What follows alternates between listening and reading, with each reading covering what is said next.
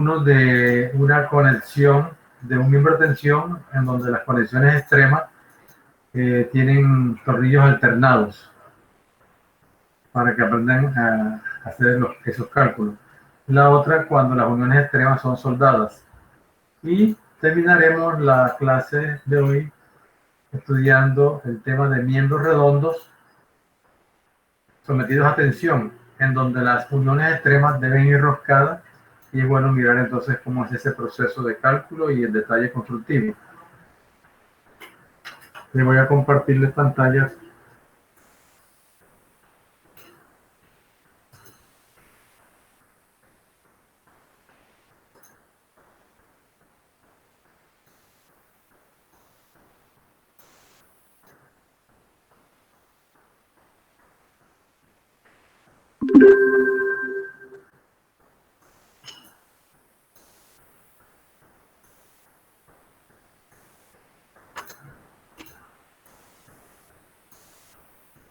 Permítanme buscar la imagen.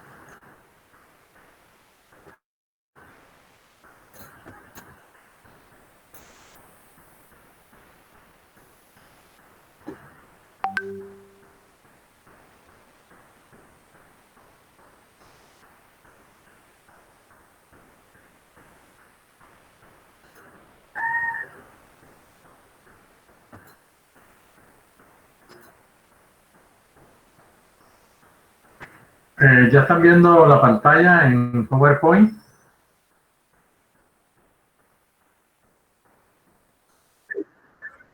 Ok. Sí, está pequeña, pero primero para que vean cómo aparece en el título F de la norma, y vamos a ampliarla.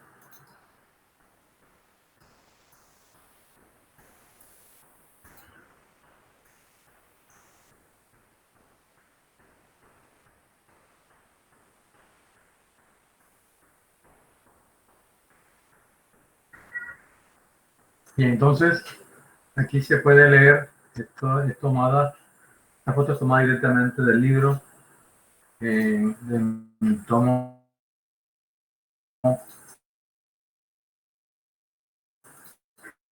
F.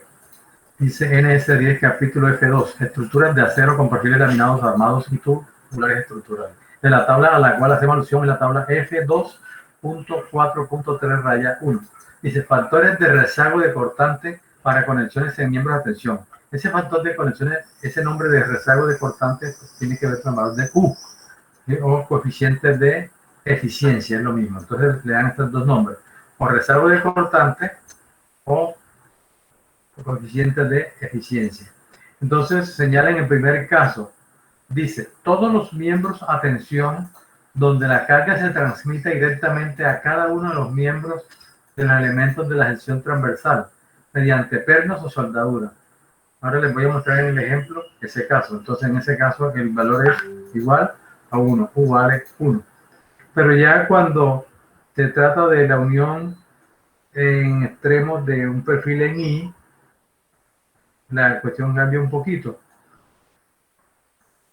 Allá pues usted va a tener la oportunidad de mirarlo con más detalle, ¿sí?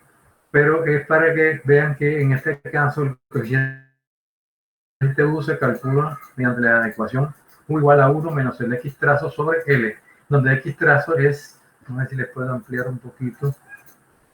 Sí, se me perdió yo la tenía ampliada en otra parte.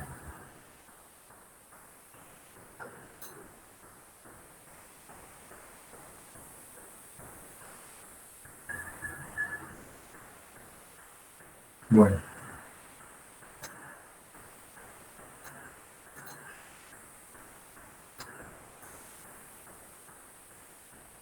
Aquí lo que hacen es que para el caso de un perfil en I, toman es la mitad de la I. La I es una T, entonces a esa T le calculan el centroide y ese centroide es el que aparece acá en la tabla. ¿Sí? Esos centroides aparecen en los manuales de diseño para vigas I. Repito, el X trazo al que se refiere es el X trazo del centroide, pero para la media viga I. La media viga I es una T, entonces el X trazo tomado desde la parte superior de la letra, el que aparece en esa ecuación. Y L es la longitud entre soldaduras, como vamos a ver en algunos ejemplos. Bien, de esa manera aparecen entonces varios casos. En el caso de las soldaduras, de una unión soldada, el ejemplo lo vamos a analizar, pero para que vean claramente de que se trata de un elemento que se une a otra placa y a través de soldaduras longitudinales. Entonces, para ese caso dan tres posibles opciones y de esas se toma la que corresponda de acuerdo a la inecuación que se da en este punto. Para perfiles tubulares, en este caso, en estos perfiles tubulares, óigase bien, esta es otra opción que se presenta muy importante para la conexión de perfiles tubulares a los extremos de otro miembro. Recuerden que en la clase anterior, el perfil tubular, ¿cómo lo uníamos? Simplemente le colocamos una placa a cada lado, ¿cierto? Y de esa manera yo atravesaba el tornillo y hacía la unión. Pero cuando se hace una unión soldada en tubos, una forma muy sencilla y eficiente, rápida, es que usted el tubo lo raja, hablemos así en términos muy castizos, usted lo raja con una cegueta, lo raja aquí y ahí introduce la placa, pues le da lógicamente un espesor suficiente para que la placa esta pueda penetrar y luego la suelda. ¿Sí? Entonces, para estos casos que se presentan, aquí le explican cómo se calcula el coeficiente Q de eficiencia. Acá está el otro caso, que es el que les acabo de mencionar, o el que aplicamos en el ejercicio anterior, donde explicamos cómo se podía hacer esa unión. Entonces, aquí se tienen dos placas a cada lado y para ese caso, aquí aparece la manera de calcular eso. Es bueno que ustedes le dediquen un buen rato, lo analicen bien, ¿sí? Y si es posible, de algunos ejemplos, puedan aplicar con precisión el cálculo del coeficiente U.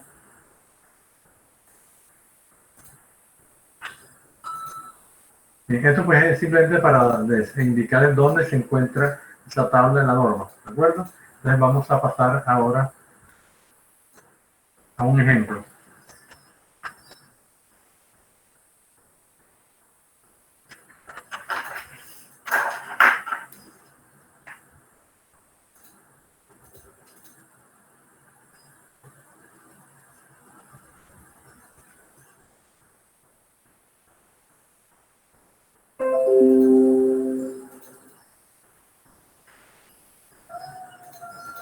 Bien, ¿están viendo ya el tablero? Este es el primer ejemplo que vamos a resolver. Ok. Entonces, en este ejemplo, ¿qué tenemos? Tenemos dos placas que se unen en sus extremos. Para que lo vean mejor, voy a intentar dibujarles aquí esta vista de manera lateral. Esta es una vista frontal, ¿ya? O por encima.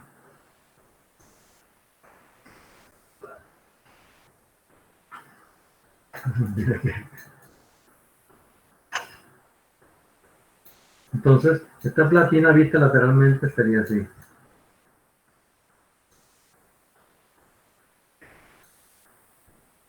Y la otra platina, que va por debajo, sería así.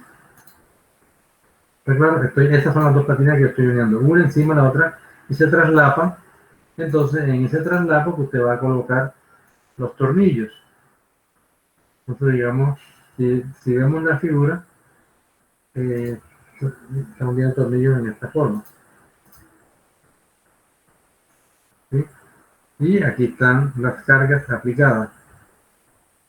Esta vista lateral corresponde a esta vista frontal de las dos placas. Entonces, en este caso, ¿qué pasa? Que la unión de estos dos miembros es eficiente. ¿Por qué? Porque solamente la placa tiene un solo elemento, o sea, es la placa en sí, no es como el ángulo.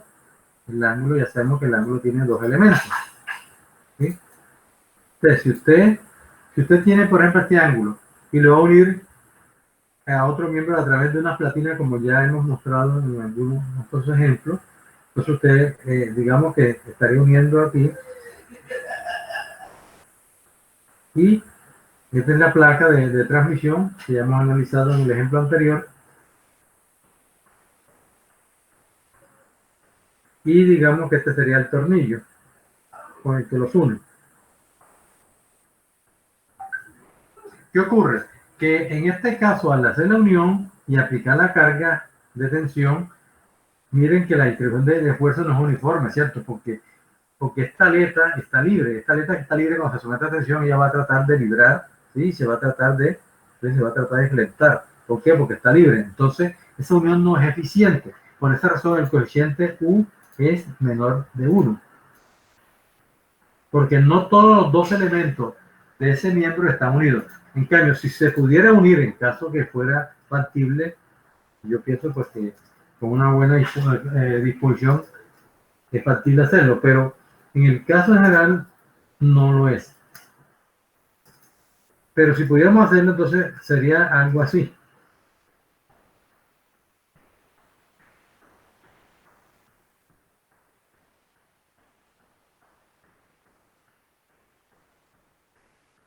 Si usted tuviera otro ángulo, por ejemplo, y entonces estos dos ángulos los une con tornillos aquí y tornillos acá. Entonces, ¿qué pasa? Las dos aletas quedan unidas. Entonces, esta eficiencia aquí es mayor de la otra. En este caso, sí podríamos decir que el valor de U se puede tomar aproximadamente igual a 1. ¿Por qué? Porque ambos elementos del miembro están conectados. En este caso, hay un solo miembro, la conexión no es eficiente. Eso es lo que quiero que entiendan cuando hablamos de eficiencia de las conexiones extremas en un miembro. Atención. Bueno, con ese ejemplo, entonces así, ya hecha la aclaración, procedemos a hacer el ejercicio. Vamos aquí a borrar.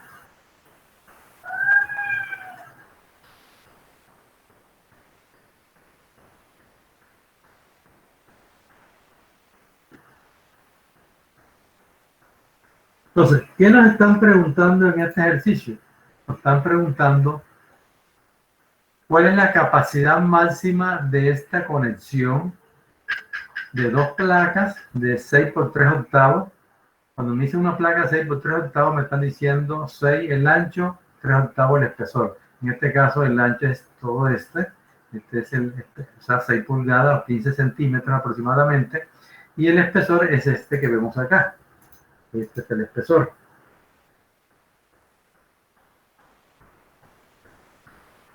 ¿De acuerdo? Ese es el espesor T de la placa. Entonces, ese espesor en este caso vale 3 octavos de pulgada o 9.5 milímetros aproximadamente.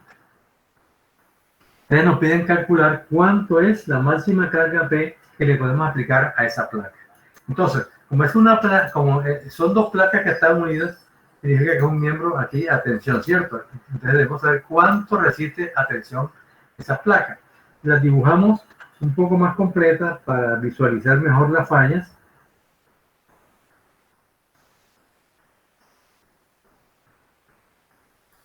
Digamos que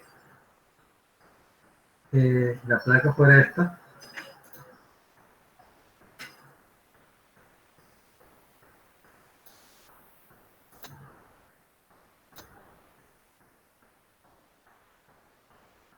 Entonces, la estoy dibujando completa para efectos que se vea la otra. Veamos quién está solicitando ingreso. Luis Fernando. Llega tarde.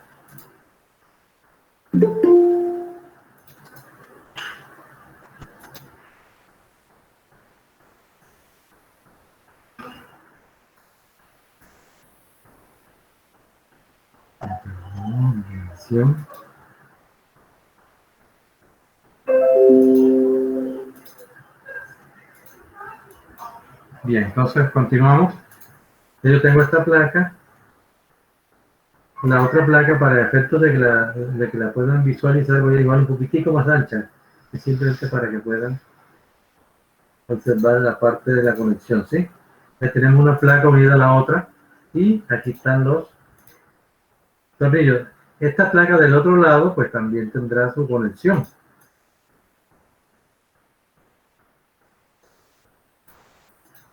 cada uno con los tornillos que le correspondan. Pero simplemente para que recuerden que cuando yo tengo un miembro a tensión, él tiene la posibilidad de que falle, o bien en el área bruta, o sea, en el área total, ¿cierto? Que es la falla por fluencia, o bien que falle en la zona donde están las conexiones, es decir, aquí.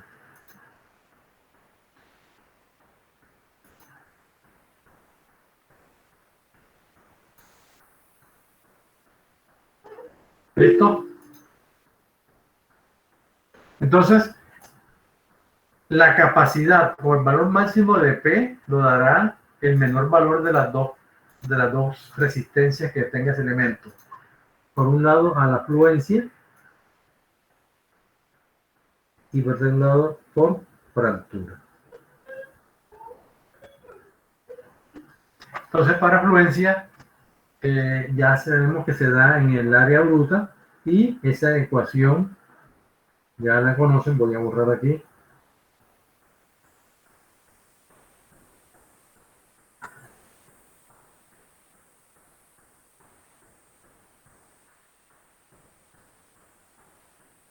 Entonces, la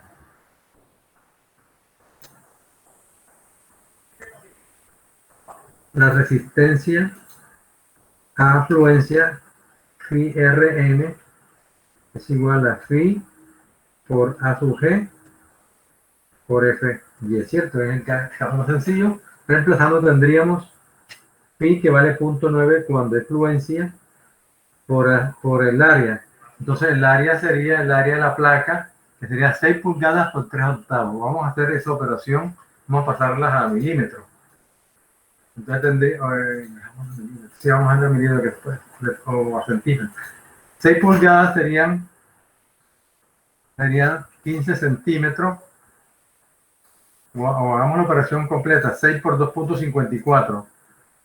La pulgada completa inglesa es 2.54, tendríamos 6 por 2.54 es 15.24.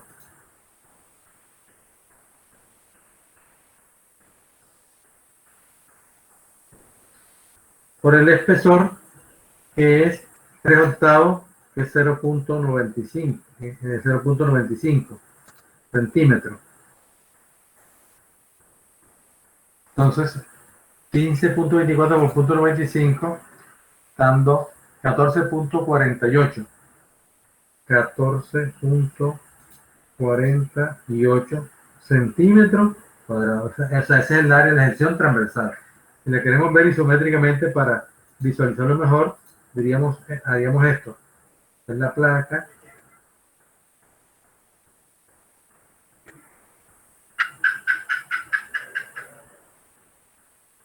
¿Sí? Y cuando hablamos de área transversal, ¿a cuál nos referimos? Nos estamos refiriendo a la sección transversal esta. Tenemos aquí sombreada, ¿sí? Entonces, esa área es la que estamos hablando, que tiene, por un lado aquí 6 pulgadas, y de espesor tiene 3 octavos de pulgada. Todo esto pues lo hago para que les tengan mucha claridad y no se me vayan a confundir a la hora de estar calculando las áreas, que de pronto un estudiante vaya a tomar como área, pueda tomar, digamos, la longitud por el espesor, ¿sí? Estaría cometiendo un craso error, porque el área que actúa es esta, la carga que está aplicada es en esta sección. Bien, entonces, hecha la aclaración, tendríamos A sub G, 0.9 por A sub G, que es 14.48, y por el FY. Si estamos hablando que el acero es 36, el FY en la tablita que tienen ustedes allí es 252 megapascales. Entonces multiplicamos, bueno, aquí como está en centímetros, voy a borrar aquí para tener espacio.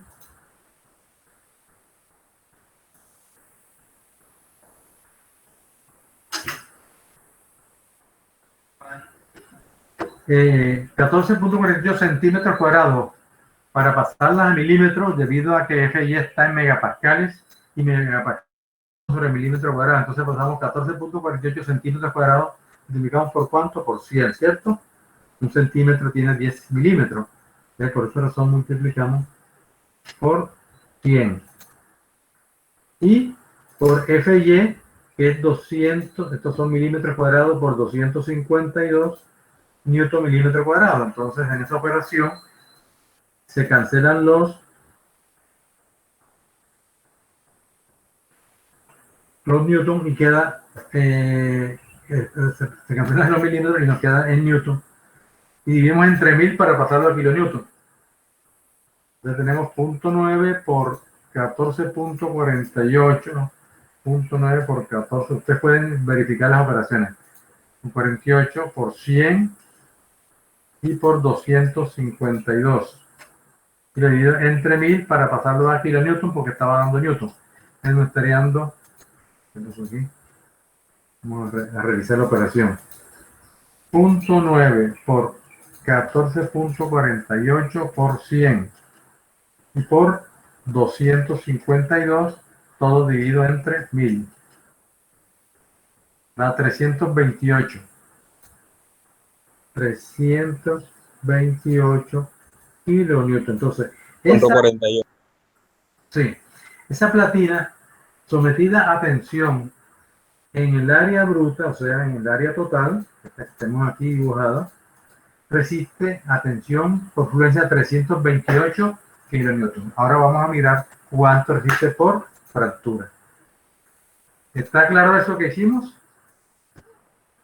Ustedes recuerden, siempre que estén, ya he dicho, cuando vengan a una clase, vengan armados, ¿cierto? Armado es traer su libreta de apuntes para tomar las notas que consideren apropiadas, porque aunque uno esté mirando, pues hay cositas que cada estudiante o cada persona valora qué es lo que considera que deban anotar. Que siempre vengan con su calculadora también para que me ayuden en los cálculos y verifiquen.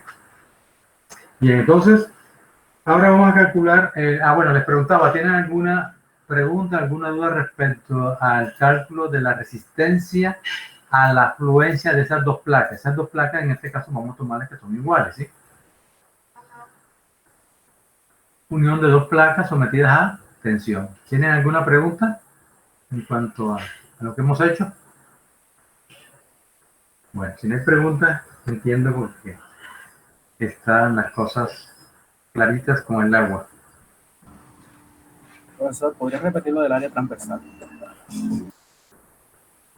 Sí, es que cuando vamos a... Voy a tomarme el trabajo de dibujárselo otra vez.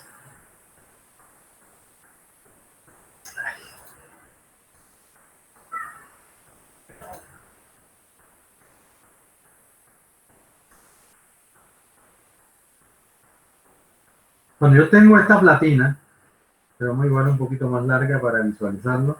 Voy a borrar esto también.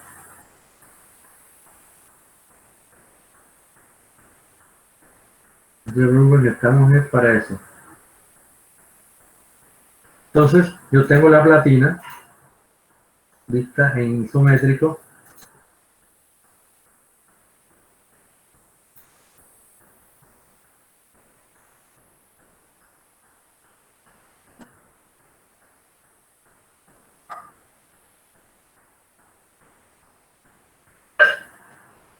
Se entiende la figura. Esa es la platina vista en 3 dimensiones. Las cargas están aplicadas en los extremos.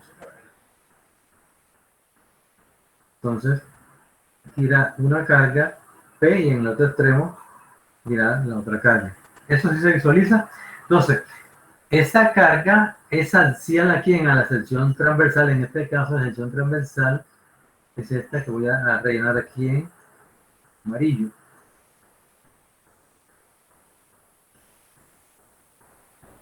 La sección transversal de ese perfil, vamos a terminarlo de dibujar para que se vea más claro. Esa es el área de la sección transversal de ese perfil, en este caso de una platina, ¿cierto? Y en este caso es un rectángulo. Un rectángulo que tiene de ancho el ancho de la platina, o sea, todo este ancho, que en este caso son 6 pulgadas, y el espesor es este que se visualiza aquí con claridad, es T. Entonces, largo no, ancho de platina por espesor me da el área gruesa o área total del perfil o la sección transversal, o sea, A por P. ¿Está claro? Si usted tuviera un perfil en I,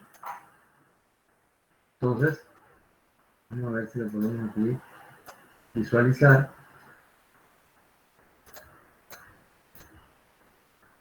Dibujémoslo en 3 dimensiones.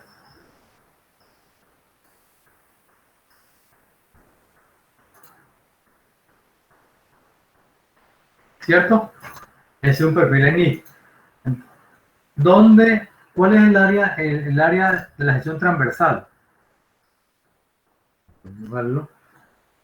Pues será toda, es lo que es la forma de la I.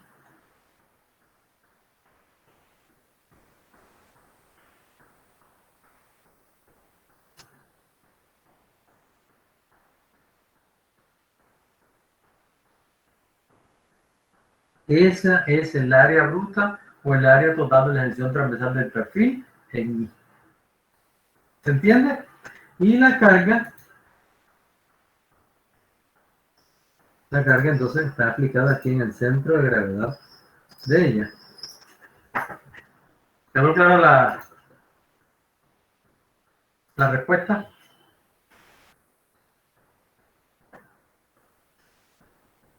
Para el que preguntó.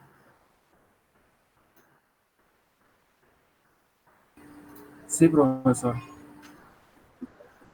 Muy bien, entonces procedemos ahora a calcular la resistencia a la fractura. Y hacemos que es donde se presentan las conexiones, ¿cierto? Entonces, en este ejemplo tenemos en vibración.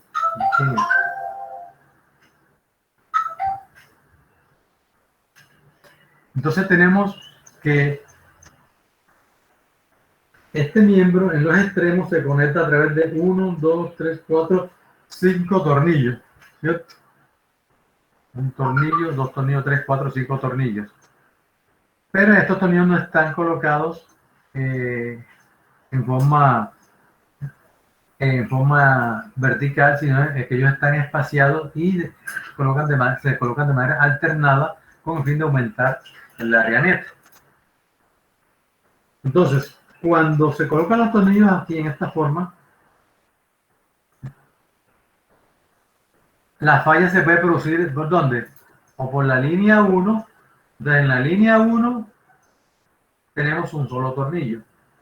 En la línea 2, que la he dibujado acá para claridad, entonces ella puede partir así, así y así. Entonces en esa línea de falla que está en diagonal, encuentra ¿cuántos tornillos? Encuentra 2 tornillos. Entonces las dos posibles fallas que puede tener ese miembro con fractura son alrededor de la línea 1 o de la línea 2. Entonces hay que mirar cuál de las dos es la más crítica, en este caso la que dé menor área neta. ¿Sí? Y hacemos que el área neta simplemente se obtiene restándole al área bruta el área de los tornillos. O sea, aprovechando este dibujo que tenemos aquí, entonces, si aquí en este punto, vamos a borrar esta partecita.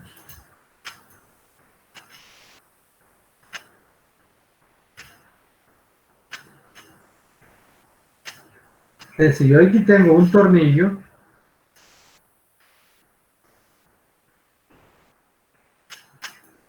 este es el tornillo, ¿cierto? O sea, este es la mitad del orificio, lo que uno está viendo. Eso es lo que a usted le queda.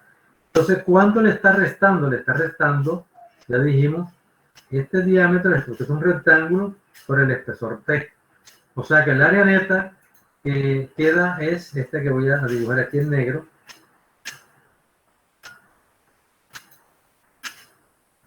Esta más esta. O mejor dicho, el área neta, para el caso de un tornillo va a ser igual al área bruta o área total menos el área del orificio, ¿cierto? Ya sabemos que el área del orificio, ahí lo hemos planteado que es igual al diámetro del orificio multiplicado por el espesor del elemento. Además, recordando que el diámetro del orificio es un poquito mayor que el diámetro del tornillo. Bien, entonces con esa idea vamos a proceder a calcular el área neta de esta sección. Voy a borrar parte aquí.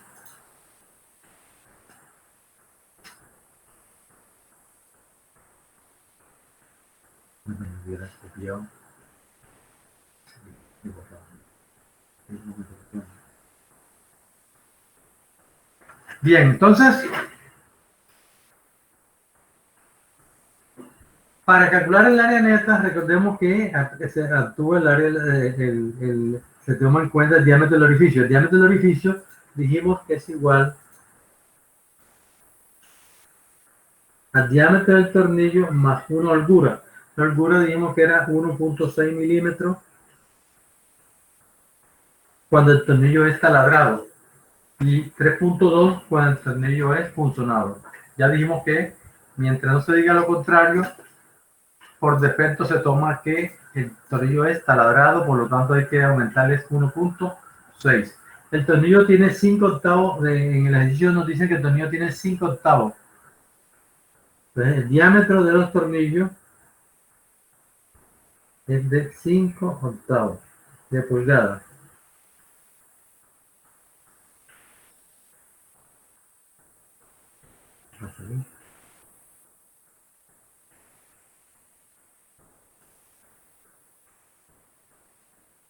Bien, entonces este diámetro del orificio será igual entonces a qué?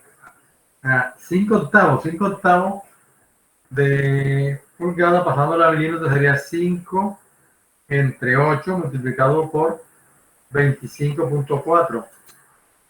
O sea, una pulgada tiene 2.54 centímetros o 25.4 milímetros. Entonces, 15.8 o 15.9.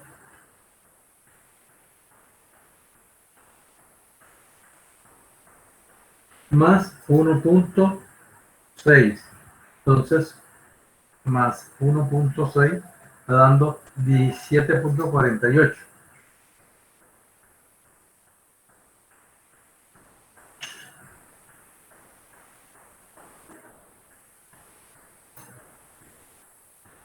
Ese es el diámetro del orificio en milímetros. ¿Sí?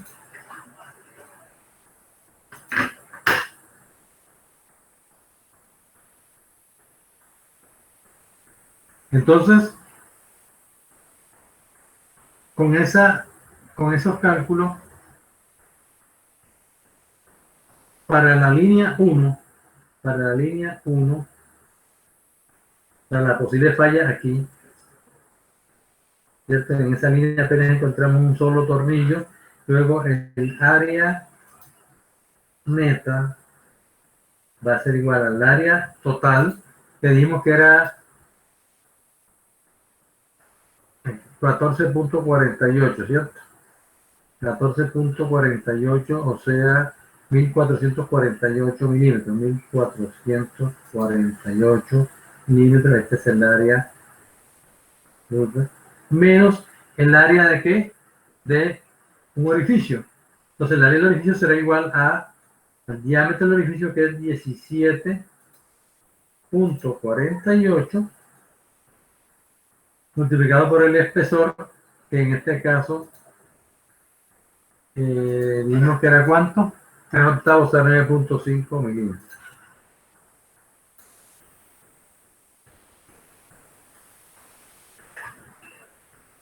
Profe, una pregunta. Sí. Porque al momento de calcular el diámetro no se colocan los 3.2, o sea, el diámetro más los 3.2, sino 1.6? Ya le hice la claridad.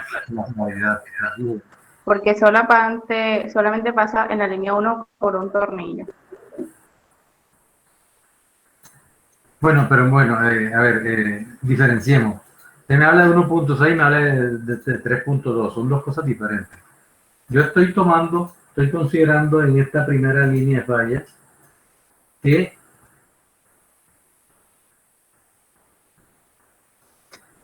la falla se va a presentar así, ¿cierto? Por un solo tornillo. Entonces, me interesa el diámetro del orificio. El diámetro del orificio va a ser igual, es independientemente de que haya 2 o 3 tornillos. El diámetro del orificio es este, ¿sí? de uno solo, que es igual al diámetro del tornillo, que es 5/8 de pulgada, o sea, 15.8 milímetros, más el 1.6 porque es la holgura. Esta es la holgura que le damos en milímetros. Entonces, el diámetro del hueco, digamos así, es 17.48, ¿sí? De un hueco. Lo multiplicamos por el espesor, porque ya lo pueden ver aquí en esta gráfica, ¿sí? Vamos a dibujarlo en otro color. Aquí en esta figura,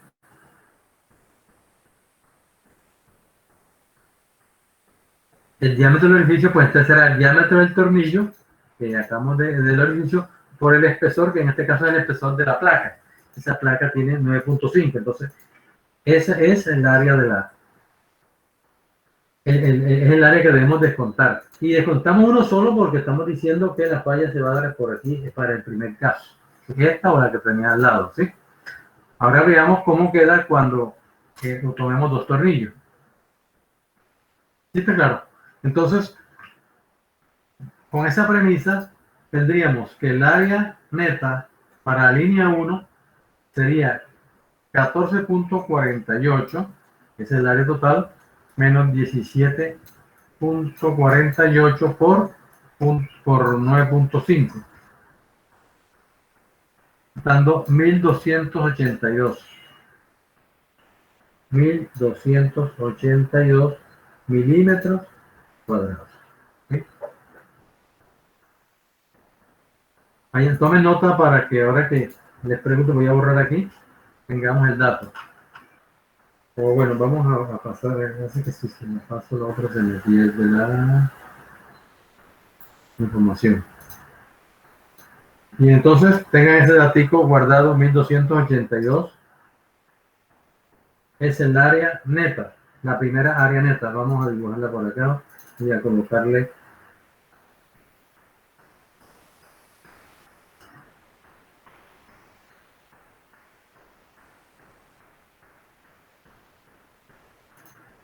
le diremos área neta 1 es igual a 1282 milímetros cuadrados. Ahora vamos a hallar la posible falla que es en la línea 2.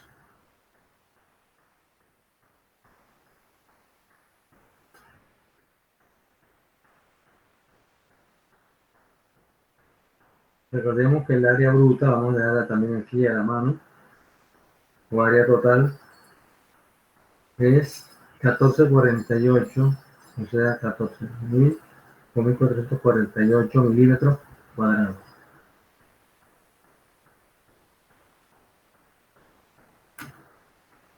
Y dejar aquí escrito que el área, que la resistencia a fluencia es 328. Aquí borrando para abrir espacio.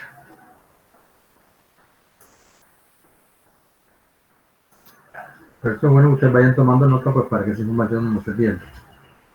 Ok, entonces, área neta 2.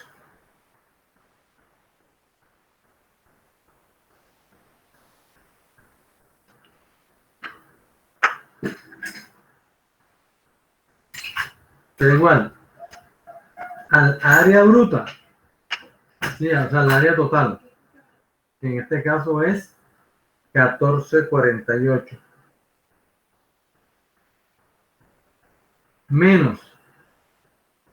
Entonces, ¿cuántos tornillos encuentro en la línea de falla?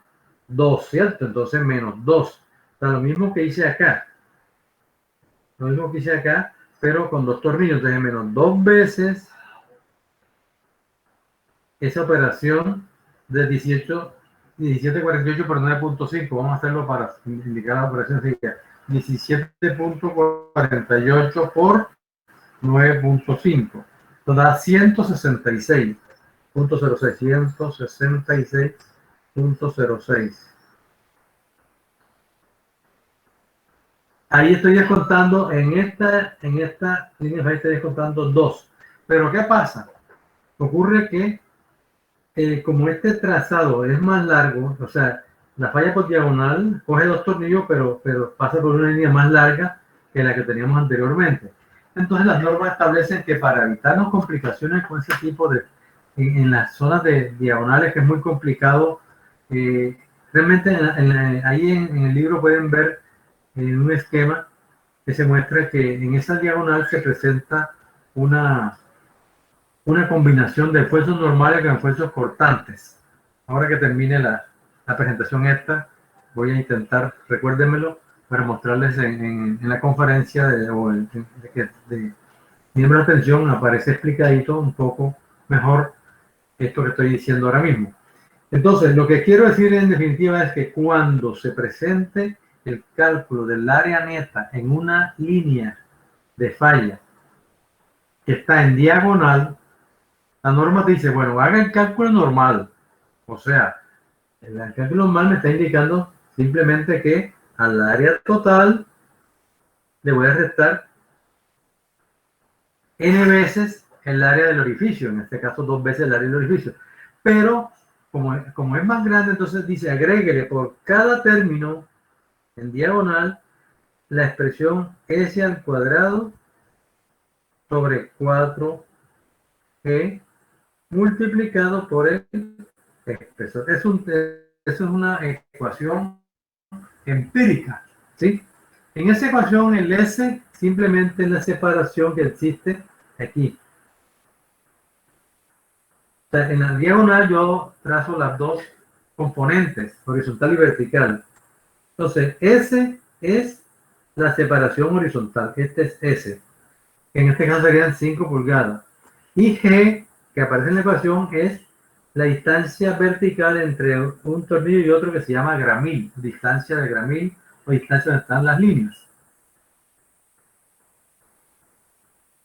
¿Está claro? Entonces, voy a reemplazar aquí abajo para de pronto visualizar mejor la operación. Entonces, ese ancorado sobre 4G sería, S es esta distancia, 5 pulgadas. Entonces, 5 pulgadas, vamos a convertirla 5 pulgadas por 2.54, da 12.7.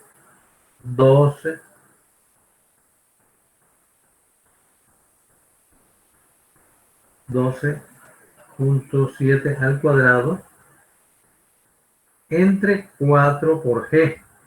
G es la separación vertical, esta, que en este caso son 7 pulgadas, este que aparece aquí, esta distancia. Aquí aparece 7 pulgadas, ¿de acuerdo? Entonces, 7 pulgadas, vamos a ver, 7 por 2.54.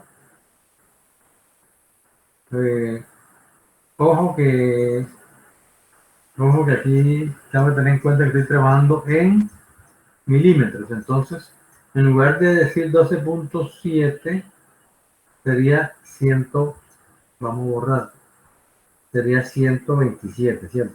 Repito, eran 12.7 centímetros. Como tengo que pasar a milímetros, entonces multiplico por 10, sería 127 cuadrados. Lo mismo ocurre con 4G. Las 7 pulgadas sería 7 pulgadas por 2.54 da 17.28 por 10. Para pasarlo a milímetros sería 177.8. ¿Sí? Profe, ese 7 sí es en pulgadas. Sí, señor, mire que es que claro, el ancho de esa, tiene razón, un momentico. Profe, porque el ancho es 6 pulgadas, entonces... Sí, aquí, muchas gracias, muy bien. Sí, parece que hay un error en cuanto a unidades, pero es por el cambio. Claro, son 6 pulgadas.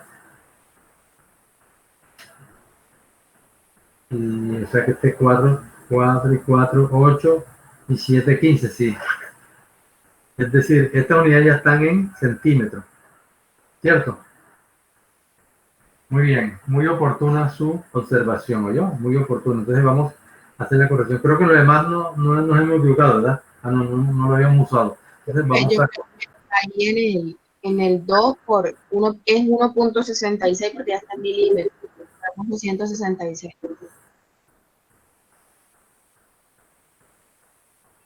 Ah, sí.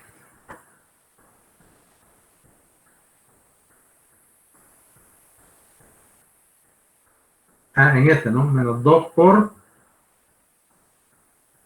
Sí, profe, ahí en menos 2 por 1.76. Porque ya está en milímetros. Ok.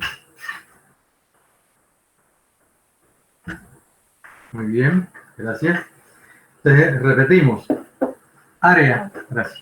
Área que es 1448 milímetros cuadrados, menos dos veces el área del orificio.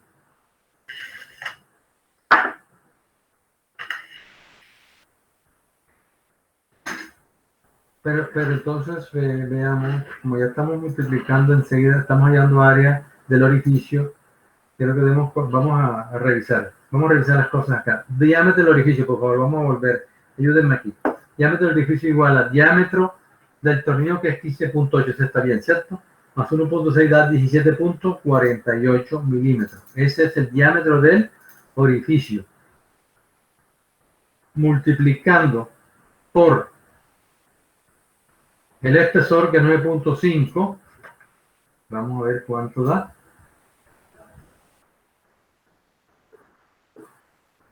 Ok. Entonces, aquí sí sería 106.06, porque ya estamos restándole al área total, estamos restando el área, dos veces el área del orificio. ¿Sí? ¿Está claro? Porque es área. Bien. Entonces, a ese término es que hay que agregarle S al cuadrado sobre 4G. Entonces, hagamos la corrección. S es esta separación horizontal, que aquí son 5 centímetros. ¿Sí? Son 5 centímetros, haciendo la corrección. O sea, 50 milímetros. Entonces, vamos aquí a corregir.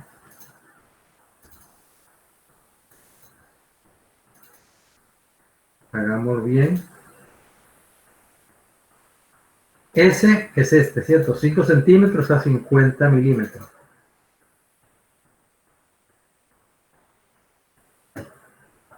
Al cuadrado entre 4G, pero G es esta altura vertical, que son 7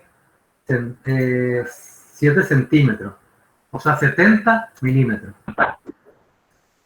Ahí me tuvo el error. Muy bien. Y eso se multiplica por T. T, que es 9.5.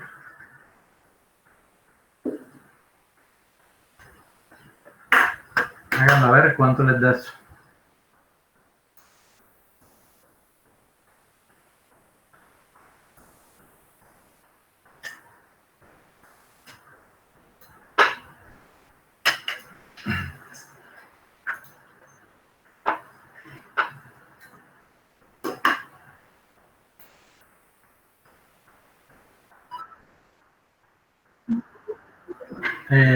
Ya todo.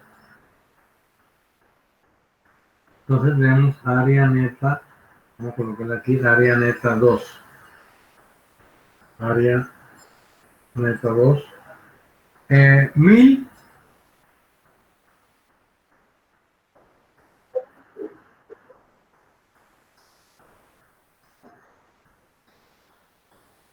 Cero, 1200.07, listo. 70170.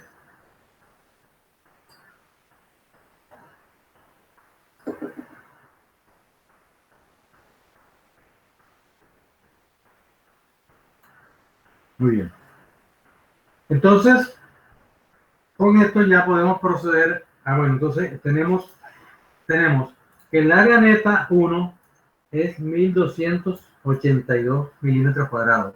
El área neta 2 es 1200, entonces es menor. ¿Sí? ¿Qué quiere decir eso? ¿Por dónde se presenta la falla? ¿Por la línea 1 o por la línea 2?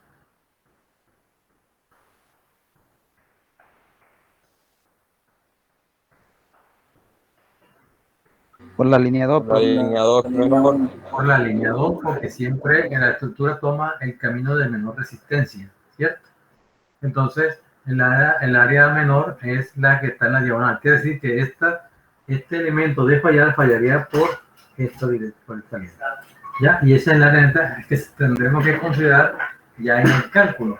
Entonces, vamos a terminar el cálculo para comparar, para tener la respuesta final. Profe, una pregunta. Dígame. La separación entre los tornillos, la horizontal, siempre va a ser, o sea, igual. Siempre va a ser, esa separación siempre va a ser igual. Se trata de que sea igual porque eso simplifica la parte operativa de colocación, ¿sí? Porque no es muy difícil. Porque en el caso que no fuera, nos tocaba ya la otra línea de falla. Sí, señor. Totalmente. Ok. Muy bien. Muy oportuna tu pregunta, yo, muy bien. Y a veces, cuando, en uniones grandes como aquella que les mostré de Monte Líbano, allí hay realmente unas placas grandes en donde sí se presentan distancias desiguales, ¿sí? Porque es por la forma que tienen esas placas, que son bastante complejas con muchos tornillos. Pero uno siempre trata de simplificar. Aquí no he hablado inclusive de separaciones entre tornillos. A manera de adelanto, cuando veamos ya el tema de conexiones, las separaciones, estas separaciones entre tornillos, la norma establece que sea 3 veces el diámetro, o sea, esta separación mínimo 3 veces el diámetro del tornillo en ambas direcciones, y la distancia al borde de esos tornillos no debe ser menor de 1.5 veces el diámetro, pero preferiblemente 2.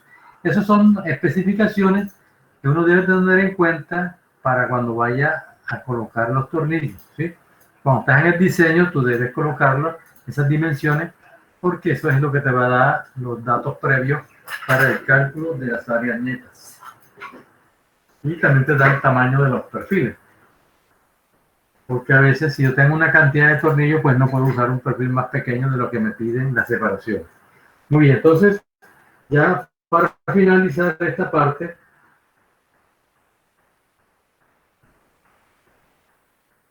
calculemos la carga de falla o fractura. Entonces tendremos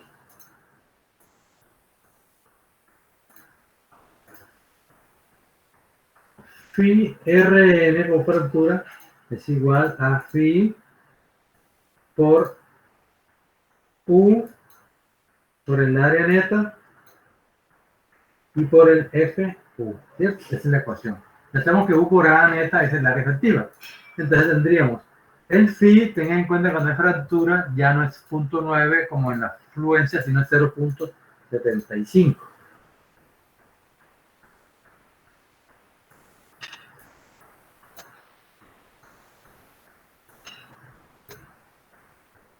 Por el U, entonces en este caso el U vale 1 porque es una placa y como un solo elemento pues está conectado y trabaja en forma eficiente, entonces el U vale 1.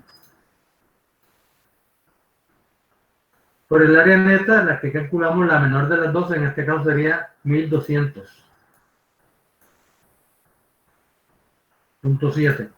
Y por el FU, entonces para 0.50, perdón, a 0.36, ¿verdad? Para 0.36 en las tablas se encuentra que el FU vale 406 megapascales. Y dividimos entre 1000. Entonces veamos eso. 0.75 por 1200 por 406 entre 1000, dando 365 kilonewton. Entonces, la resistencia por fractura de esa placa es de 365 kilonewton. La resistencia por fluencia es ¿cuánto? 328. Entonces, ¿cuánta es la máxima carga que le atribuimos que resiste ese miembro? ¿La menor o la mayor?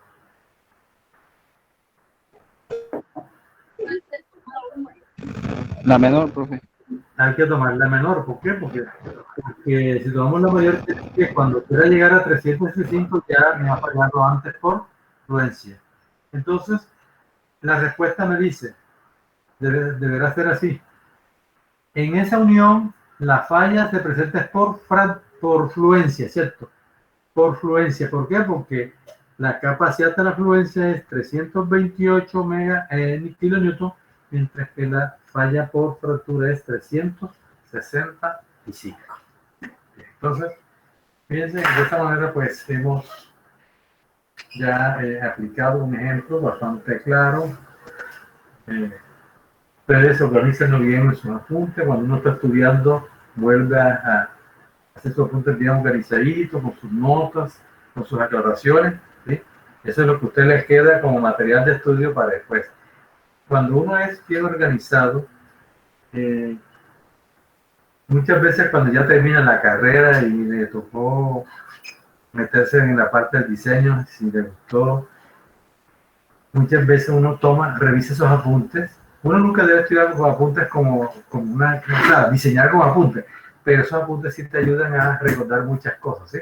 Porque hay que estar necesariamente actualizado con las especificaciones de la norma, es decir, de pronto lo que anotamos hace 1, 2, 5, 10 años ha cambiado algunos coeficientes, ¿sí? Y eso es lo que simplemente toca revisar, pero lo demás, los conceptos son los mismos, el concepto de área neta es el mismo, el concepto de área neta en secciones inclinadas son las mismas.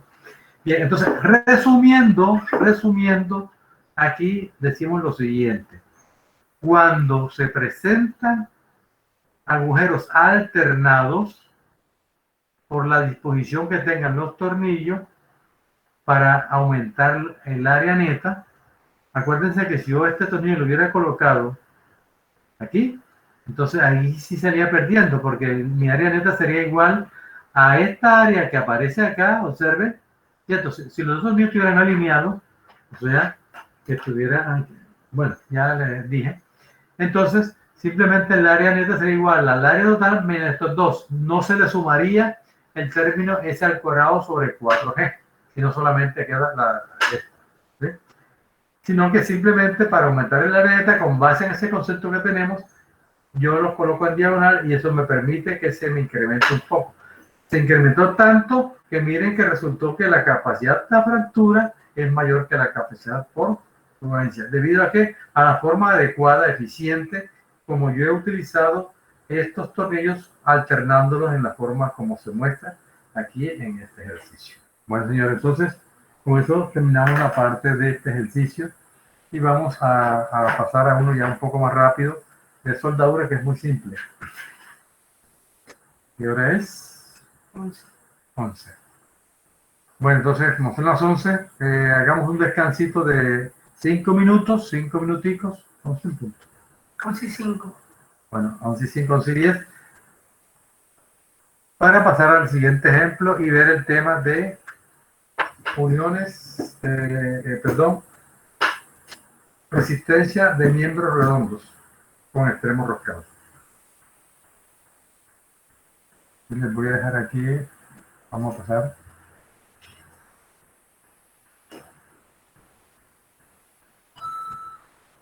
Este es el ejercicio que vamos a resolver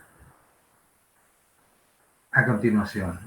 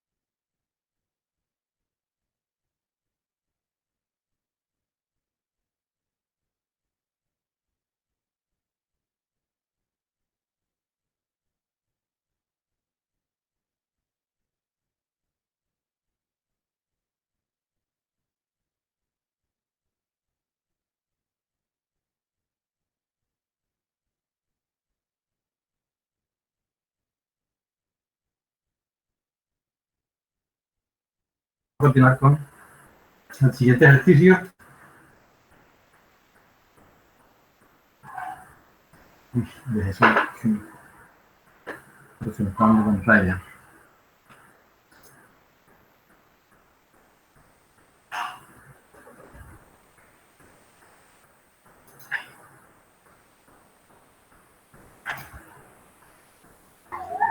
Profe, Sí, explicarme dígame. de cómo hizo el cálculo de fluencia, que no lo entendí muy bien. ¿Cómo que? En el último ejercicio, cálculo de fluencia. ¿Cómo calculó la carga para fluencia? Esa parte no la entendí muy bien. ¿Están viendo el tablero? Señor, Ok. Entonces, la fluencia pi Rn, recordarla, es igual a phi por A sub G por Fy. Entonces, si vale 0.9. El área es el área total de la sección transversal. Con una placa que dijimos que tiene 6 por 3 octavos, ¿verdad? Entonces serían 6 pulgadas. Vimos que era 6. Aquí sí son 6 pulgadas por 25.4. Entonces sería 152.4, que serían las 6 pulgadas en milímetros. Y por el espesor, que es 9.5. Ese es el área. Este es el área bruta. Y por Fy, que es 252 kilonewton, newton megapascales. Megapascales, que son newton milímetro cuadrado. Newton milímetro cuadrado. Y lo dividimos entre 1000 porque nos va a dar en newton para que nos den kilonewton. Le repetimos, 0.9 por 152.4 por 9.5 por 252 entre 1000. Eso es lo que nos dio 328. ¿Listo? ¿Está claro?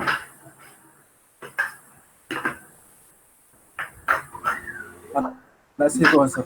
Ok. Listo. Voy a borrar. Voy a borrar.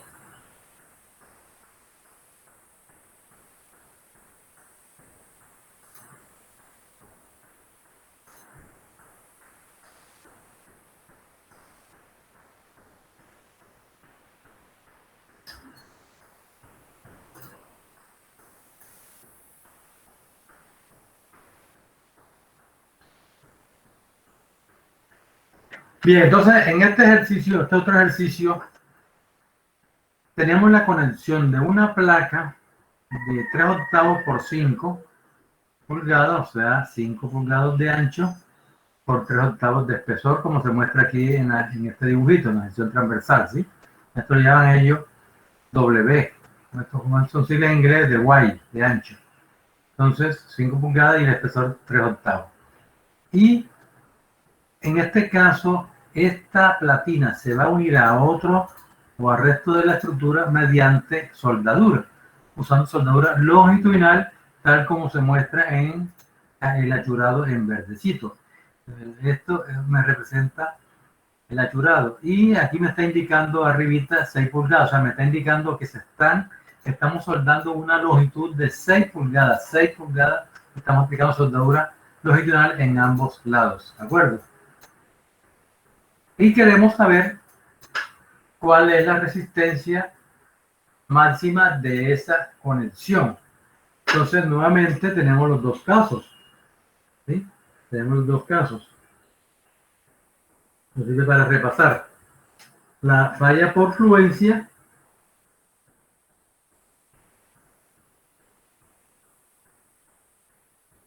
¿dónde se presentaría? Se presentaría en el corte A, o sea, aquí. Entonces será igual a 0.9 por el área. Vamos a calcular el área acá por separado.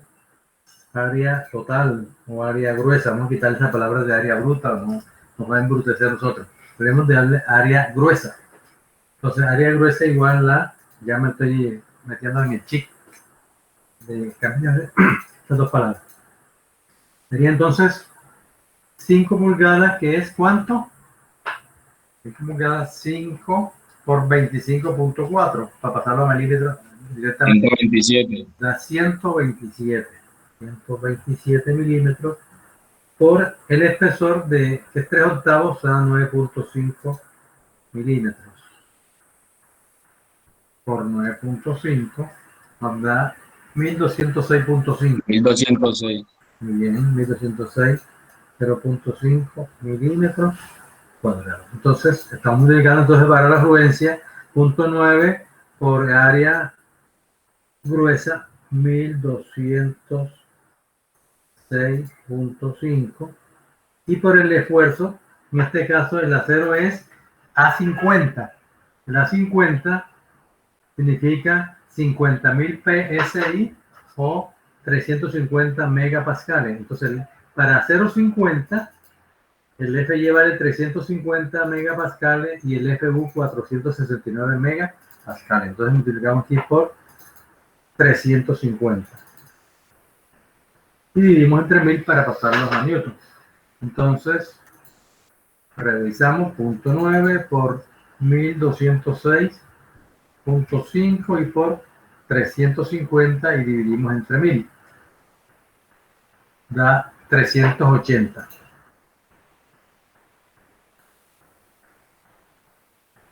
Kilonewton. Entonces, esa placa por fluencia, falla por fluencia de la placa son 380 kilonewton.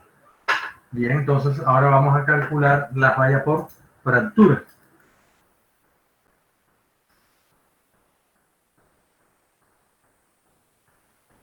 Entonces, vamos a escribir la ecuación. La resistencia por fractura, vamos a escribir primero fractura.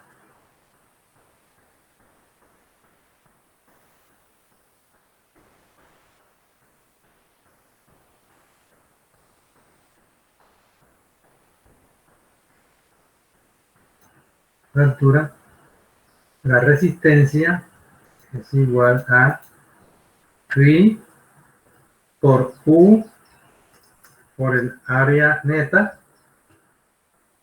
y por el F Q. ¿De acuerdo? En este caso, phi vale 0.75.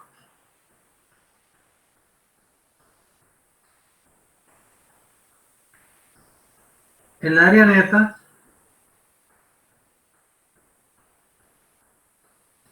¿cuánto será? ¿Cuánto valdrá el área neta en este caso?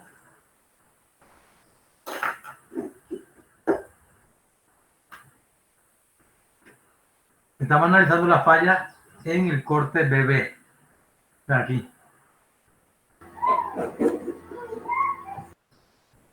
¿Cuánto será el área neta aquí? Pues sería el mismo área gruesa, porque no hay perforaciones ni reducción de área. Perfecto. Perfecto. No hay perforación. Luego el área neta es igual al área gruesa cuando estamos hablando de uniones soldadas. Esa es una ventaja, ¿cierto? Sin embargo, el U, que tiene que ver con el coeficiente de eficiencia o coeficiente de rezago por cortante, sí tiene una afectación. Entonces, vamos a, para ver mejor, voy a remitirme aquí al documento que les mandé, atención.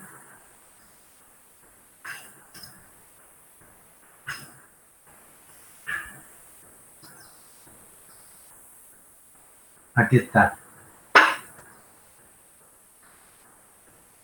¿Están viendo el documento en Word? Sí, señor. Muy bien, entonces, leamos lo que dice la especificación. Dice, si la carga se transmite por medio de soldaduras transversales a algunos de los elementos perfiles, sea W o T de ellos, A su vez será igual al área de las partes conectadas. Ese es un caso. Ahora, el de nosotros aquí. Cuando la carga se transmite a una platina, ¿bien?, por medio de soldaduras longitudinales, aplicadas en el extremo, la longitud L de la soldadura no podrá ser menor que el ancho de la platina. Esa es una especificación que uno debe tomar en cuenta. Es decir, cuando se haga el cálculo de la longitud de soldadura, eso lo veremos cuando estemos en el tema de conexiones soldadas, ¿de acuerdo? Cuando veamos conexión soldada, aprenderemos a calcular las longitudes de las soldaduras que debe llevar una conexión soldada. Aprenderemos a seleccionar el electrodo y de allí calculamos el valor de L. Si ese cálculo de L me da menor de W, o sea, del ancho, debo usar mínimo el ancho. Eso es lo que significa cuando usted diga no podrá ser menor que el ancho W de la platina. Entonces, hay 13 ecuaciones que analizar, que revisar, 3 inecuaciones para ver cuál de esas 3 es la que aplica. Entonces, la primera dice, si L es mayor de 2W, entonces U igual a 1. Entonces, vamos aquí para, ustedes tienen allá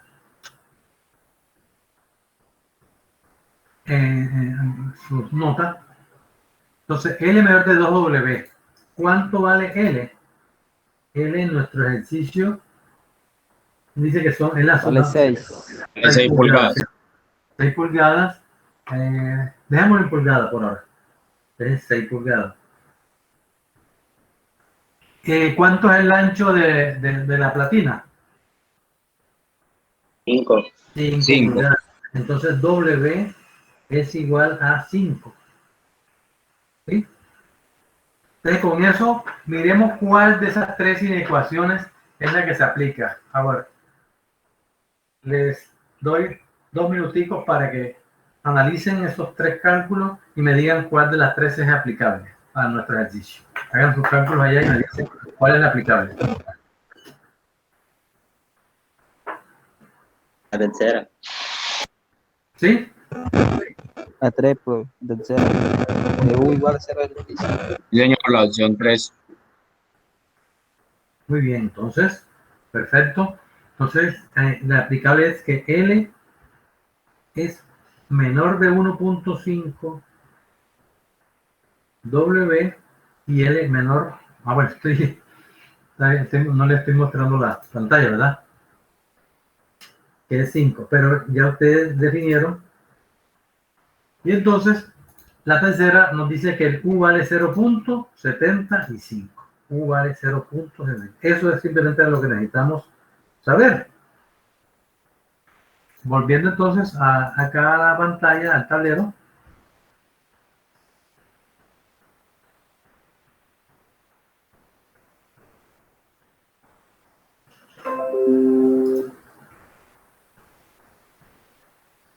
Tenemos que la resistencia nominal o la resistencia de diseño por factura será igual al phi. Acuérdense que phi vale 0.75 por el U, que vale 0.75, una casualidad que se salieron iguales, por el área neta, que es el mismo área gruesa, en este caso 1206.5, y por el FU, ¿cierto? El FU en este caso es 469 y lo que nos da lo dividimos entre 1000 para pasarlo a kilonewton.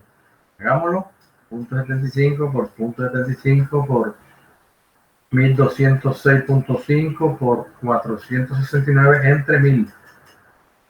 Esto da 318 kilonewton. Entonces, ¿qué estamos observando ahora en este ejercicio? ¿Quién domina la falla? ¿La fluencia o la fractura? Fractura. Fractura. A pesar de que la unión de soldada está fallando, digamos, por la soldadura, ¿no? De acuerdo pues con la especificación. Por lo tanto, la respuesta es ¿cuál? La máxima capacidad será 318. Esto es lo que quería mostrarles para que tengan claridad de de cómo se trabaja cuando las uniones son soldadas. Es una cuestión muy sencilla. Cuando hablamos de soldaduras longitudinales, ya les decía que son estas que van paralelas al miembro. La soldadura transversal es la que usted podría colocarle aquí. En este caso, pues hay que buscar en la norma, oyeron, hay que buscar la norma cómo tomamos en cuenta esa soldadura para el cálculo del valor de Q. Bien, con eso ya cerramos la parte esta de el diseño de miembros de atención. Y vamos a terminar este capítulo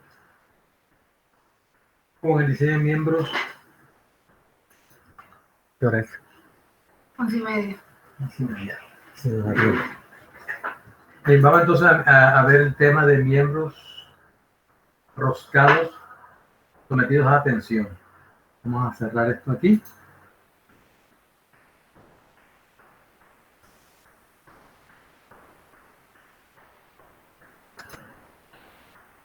Y quiero mostrarles,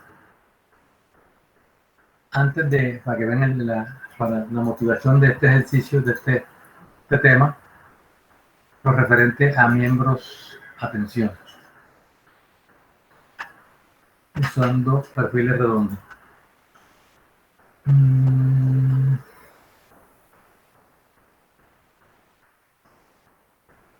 momentico, déjenme ver si consigo una foto más. Voy a mostrarle una foto donde se ven los detalles, pero me falta una tabla. Creo que es esta.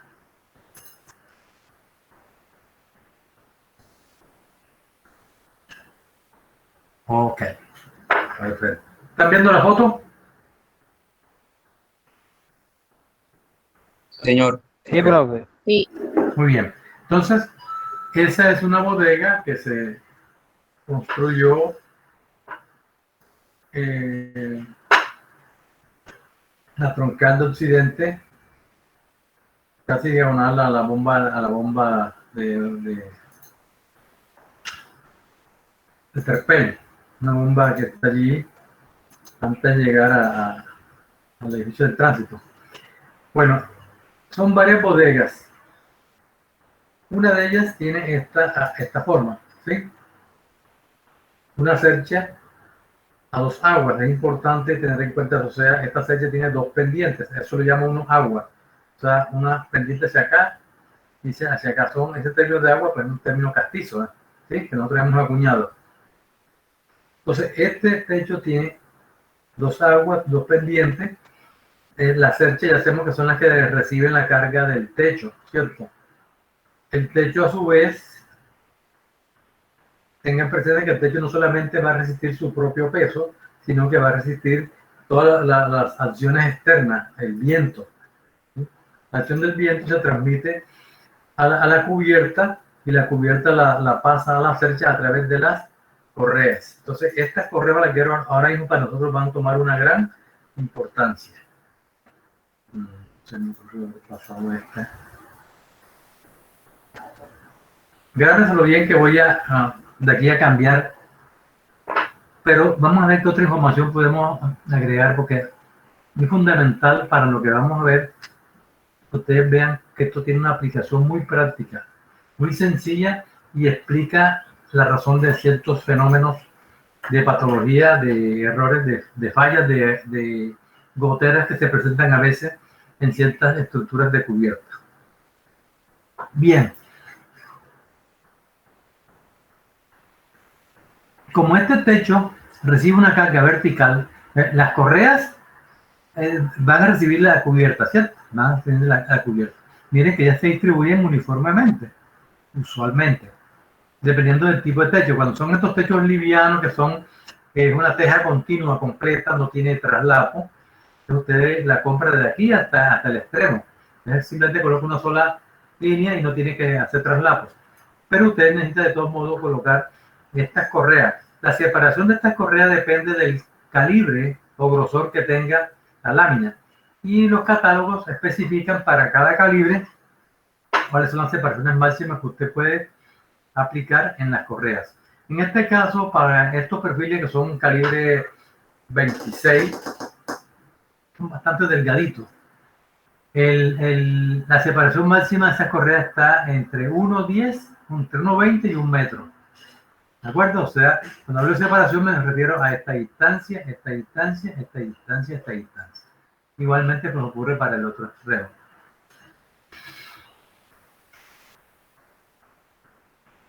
Como esa carga como esa correa quedan inclinadas, porque ellos quedan perpendiculares, se va a presentar, bueno, antes de mostrarles ese fenómeno, voy a mostrarles otra foto, porque voy a cambiar hacia la tablet. Vamos a mostrarles otros detalles de cómo se asegura esa cubierta. Aquí la vemos del otro lado. Observen que aquí tenemos unas vigas canales. Estas son unas ménsulas o vigas de borde especiales que se utilizan para poder soportar la estructura metálica o cercha. Otra vista más completa. Acá simplemente se colocan unas láminas transparentes para que entre iluminación. Hay que tener mucho cuidado con esas láminas porque esas láminas usualmente son más delgadas y con el tiempo se dañan. Hay que estar cambiándolas porque por ahí se mete el agua.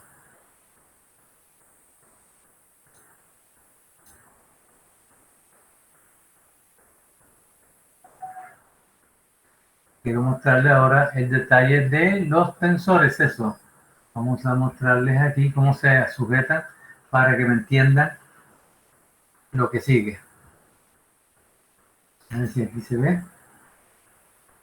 Bueno, aprovechemos el ejercicio en el que nos muestra esta foto tan interesante. Estos elementos, estos tensores que están en forma diagonal, se llaman contraventeos, ¿sí? Y van de una cercha a otra. Es para evitar distorsión de la cercha por efectos de la acción del viento. Nosotros vamos a ver ahora son tensores. Bien, y aquí quiero que nos concentremos en estos elementos que van de correa a correa. Observen bien, por favor. Aquí tengo una correa, entonces aquí va un tensor. Miren que este tensor no es continuo. Él va de una correa al otro, de una carrera al otro, y observen ustedes cómo terminan. Vamos a ampliarles ese detalle. Pero miren que hay correas, por ejemplo, en este caso tengo una cercha aquí y otra cercha acá. Entre las dos cerchas hay dos tensores. El número de tensores va a depender de la separación. Se dice que más o menos no deben pasar de 2 metros. O sea, si yo tengo, por ejemplo, que la separación son 4 metros, pues puedo usar o 2 o 1 tensores.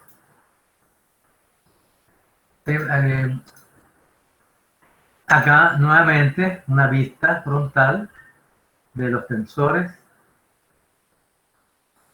y una vista más cercana de ellos. Esos tensores en este caso están constituidos por unas varillas, ¿sí? Unas varillas redondas. Las varillas, entonces, para poderlas unir acá, usted tiene que perforar el perfil, pasa la varilla y el extremo tiene que hacerle una rosca, ¿sí? Una rosca, ¿para qué? Para poder colocarle allí una tuerca y que quede sujeta. El otro extremo también tiene rosca. Entonces, esto es lo que se llama, esto como elementos van a trabajar a tensión, como vamos a analizar ahora. Entonces,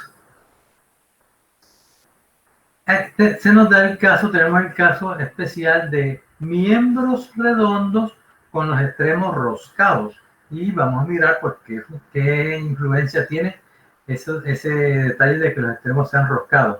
Entonces, ¿qué pasa? Que si este miembro está sometido a tensión, ¿sí? De acuerdo a lo que nosotros acabamos de estudiar en los dos ejercicios, ya sabemos que en un miembro a tensión hay que mirar la falla en el área gruesa y la falla en el área neta, o sea, donde está la conexión. ¿Qué observan ustedes en este caso?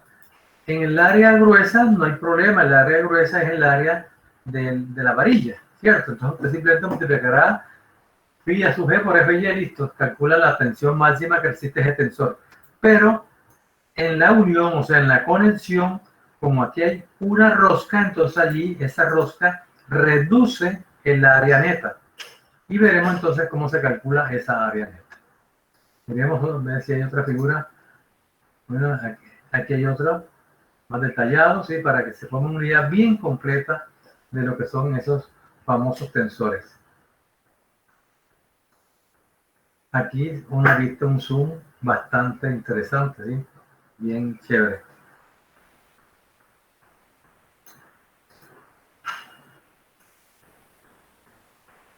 Miren que esos elementos no van continuos, porque ellos tienen que ir sujetando de una correa a la otra. El otro punto importantísimo, señores, que ustedes como futuros ingenieros deben tener claridad, es que esos tensores no deben soldarse a la correa, porque esa soldadura es muy débil. Esa soldadura, imagínense soldar esto en un elemento que es tan delgadito, ¿sí? Es más, como es tan pequeña, es tan delgado, usualmente o se rompe el elemento o fallan por fatiga, ¿sí? Esa soldadura falla por fatiga. Entonces, muchas personas, muchos constructores, muchos soldadores, instaladores de cubierta, les gusta hacer los soldados porque eso es muy rápido, pero eso no les funciona. Al cabo de un año, de pronto menos de un año, esos tornillos se aflojan o están sueltos y ya deja de cumplir la función. Entonces, la forma correcta de ejecutar la instalación de los tensores es usando tornillos y o extremos roscados con tuercas en los extremos. ¿Ok? Espero que el mensaje quede totalmente claro. Entonces ya con base en eso vamos por lo menos les voy a hacer la presentación de qué cosas de los cálculos, que ya ustedes lo demás lo van a entender. Es un problema de estática lo que se da aquí. Vamos a pasar al tablero.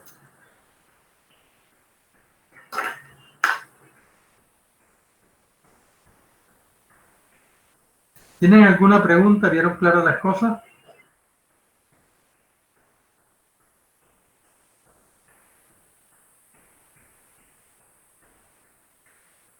Listo. Ya está, se está proyectando ya el tablero. Señor. Sí, profe. Muy bien. Entonces, vamos a dibujar esa cubierta. Vamos a dibujarla. Voy a colocarle de manera exagerada la pendiente, pero miren que ahí la cubierta era bastante grande. Digamos que esa sea la cercha. No me interesa la forma de la cercha, pero para saber que estamos hablando de una cercha, vamos a dibujarla de esta manera. ¿Sí? Ok, esa es la cercha. Y las correas, entonces,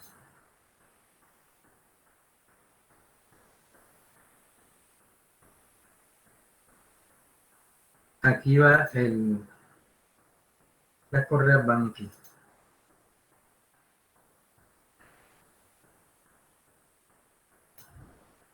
Estoy dibujando la correa más típica que ya les comenté que es la que más se utiliza para cubierta, ¿no? Que es la correa el C en lámina delgada.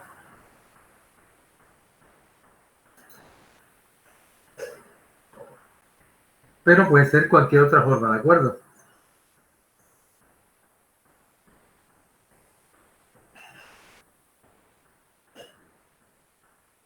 Digamos que es una correa, miren que la correa va en cada nudo, de acuerdo a los principios que ya hemos analizado sobre el comportamiento de las armaduras.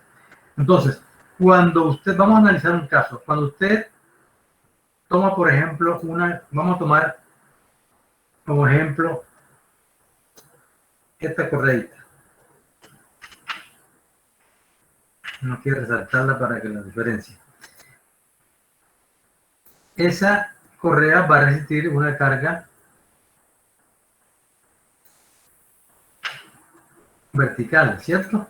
Que es la carga que le transmite el peso propio de la lámina, más el viento, por lo que estoy explicando. Voy a exagerar aquí que esta es simplemente la carga P que se transmite al nudo. esa carga P pues será igual en cada uno de los nodos. Esa es la carga P que usted calculó. ¿Qué pasa con esa carga P? Miren que la forma como está la conexión hace que tengan presente que si yo tuviera esa correa, la tuviera colocada horizontalmente, como debe ser en esta forma, ella así es como trabaja, y si trazamos los ejes centroidales de ella, tendríamos aquí eje Y y eje X. Entonces el eje fuerte es el eje X y el eje débil es el eje Y. X y Y. Si usted le aplica la carga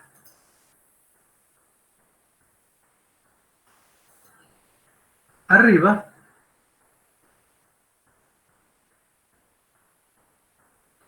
simplemente esa carga es absorbida por la correa a través del eje fuerte, este eje. ¿De acuerdo? Y usted puede calcular la resistencia con las ecuaciones que ya usted sabe de resistencia a materiales para vigas. Pero ¿qué pasa? Que como la carga sigue siendo vertical y aquí la correa está inclinada, entonces eso hace de que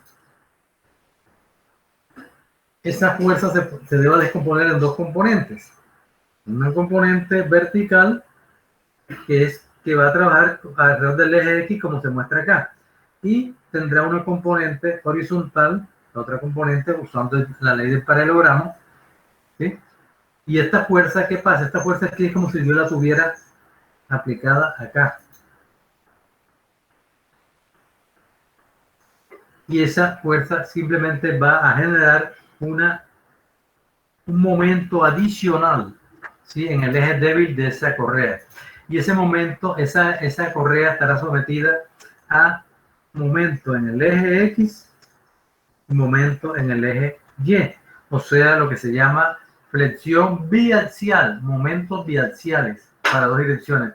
Esa biaxialidad hace que ese elemento baje de capacidad. O sea, la capacidad de esa correa se ve reducida porque él se va a bandear. Pero el otro punto es que esta componente horizontal que estamos dibujando aquí, cada una de ellas, ¿qué va a tratar de hacer? Va a tratar de pandear, o sea, voy a ver si logro dibujarle en 3D esta correita.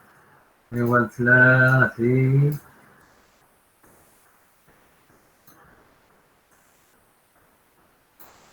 ¿Sí la ven? ¿Cierto? En 3 dimensiones. Está perfecto, díganme que no. Entonces, ¿qué va a pasar? Que esta carga aplicada acá va a tratar de pandear la correa así. O sea, en el plano débil. Así. Al pandearse esta correa en este eje, las láminas que están pegadas a ella también van a tratar de desgarrarse, ¿cierto? Y como están unidas con tornillos a la correa, se van a generar unos huequitos en la lámina. O sea, fácilmente la lámina del techo puede comenzar a presentar goteras como consecuencia de esa flexión en el eje débil que sufren las correas, debido a que cuando tienen una pendiente fuerte se presentan estas dos componentes. Miren que entre más grande sea la pendiente, lógicamente, entre más grande sea esta pendiente θ, miren que este ángulo es este mismo que está acá. Y usted, si aplica trigonometría, se dará cuenta que la componente normal pues va a ser igual a n, va a ser igual a ¿qué? A p coseno de θ. Mientras que la componente tangencial, esta que está aquí, T, el cateto opuesto, esa T es igual a P por el seno de θ. Entonces, ese componente es la que va a tratar de torcer, de fletar a la correa en el otro eje. Y si esto, por ejemplo, esto es una correa que tenga 6 metros de largo o 9 metros, ya usted se imagina una rampa que entre más largo sea, pues mayor será la flexión. Y para disminuir la flexión esa y controlar un poco el momento de flexión, es más, eso genera torsión en el elemento, usted le coloca los tensores que ya les estuve dibujando. Esa es la función de los tensores. Usted le coloca un tensor aquí, un tensor acá. Entonces los tensores van a jalar hacia acá. ¿Por qué? Porque la lámina va a tratar de jalar hacia abajo. Y tengan presente que cada correa va a estar sometida a la misma fuerza. Es decir, aquí habrá una fuerza hacia abajo. En esta también habrá una fuerza hacia abajo. Aquí habrá otra fuerza hacia abajo. Acá habrá otra fuerza hacia abajo. Estas fuerzas se van acumulando. O sea, esta fuerza aquí se suma, porque esta fuerza aquí la soporta el tensor que va de aquí hasta acá. ¿Está claro? O sea, aquí, hay un tensor de aquí a acá, uno de aquí a acá, uno de aquí a acá. Entonces, para la correa de abajo, hay una fuerza hacia abajo, entonces, ¿quién la controla? La controla este tensor. Pero a este tensor se une esta más la carga que viene de este espacio. Entonces, la correa que va más arriba absorbe esta y esta. La última absorbe todas. Esta absorbe esta más esta. ¿Sí? Entonces, el tensor que más trabaja es el de arriba. Y miren que si esto se dejara así, lo más seguro es que esta correa se iba a pandear porque no tiene donde sujetarse. Entonces, en este caso, usted podría ayudar a evitar la tensión, o sea, que esto se me vaya a bajar demasiado, si yo coloco, digamos, una pieza aquí.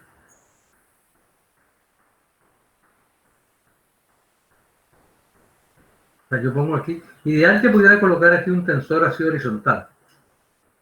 ¿Ya? Pero la idea es que este se amarre con este para que entonces este de acá no lo deje bajar. Entonces, entre sí, entre los dos se ayudan mutuamente.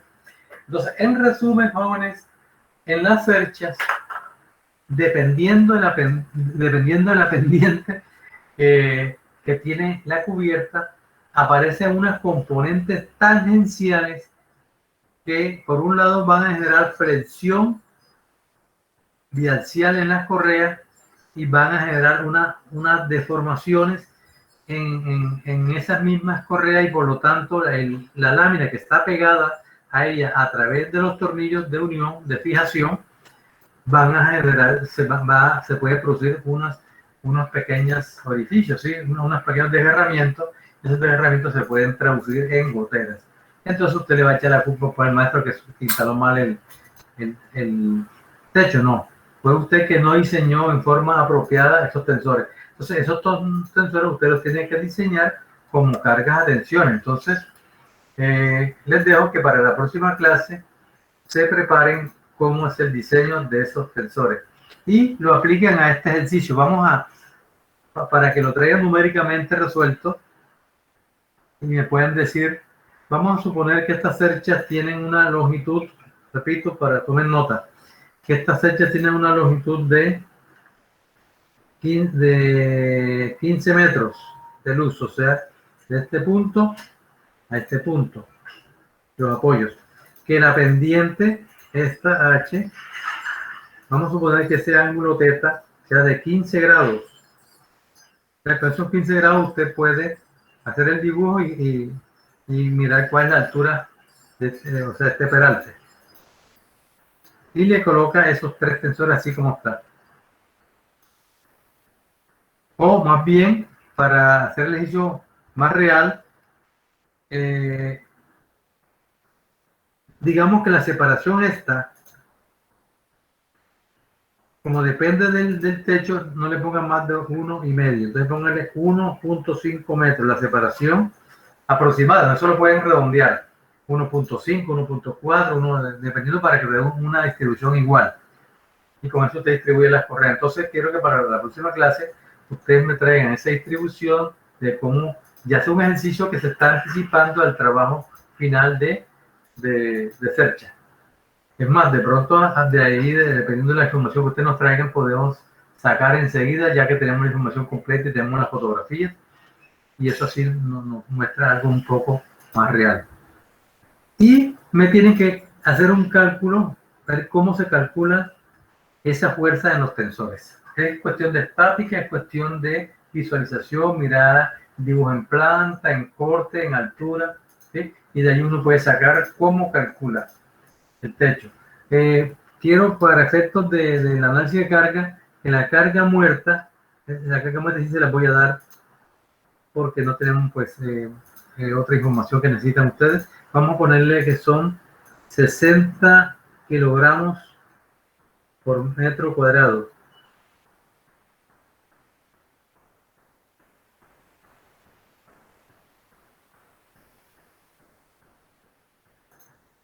La carga muerta es 60 kilogramos por metro cuadrado. Ustedes lo pasan a kilonewton. Y la carga viva, pónganla de 35 kilogramos por metro cuadrado. Y vamos a utilizar únicamente la combinación mayorada de carga muerta con carga viva. Combinación mayorada. Ya ustedes saben cuál es. Bien, con esa información ya pueden entonces sí adentrarse en la solución de ese ejercicio. Ahí tienen pues un buen ejercicio que lo pueden trabajar en grupos de 3 para que interactúen entre sí, ¿de acuerdo? El taller, profe. Sí. ¿Para Dígame. cuándo sería? Sí, No, sí, ese taller. Sí, es un taller. La idea es que para la próxima clase ya ustedes hagan ese análisis. ¿Ya? O sea, traigan, intenten hacer los cálculos a ver a dónde llegan. Bueno, la próxima clase, acuérdense que en este caso es después de Semana Santa. Nosotros no vamos a tener clases en Semana Santa. Nosotros vamos bien. Aprovechamos las clases del 100%. A menos que ustedes tengan tanta necesidad de estudiar que quieran que les dé clase el lunes y el jueves santo. ¿Les parece?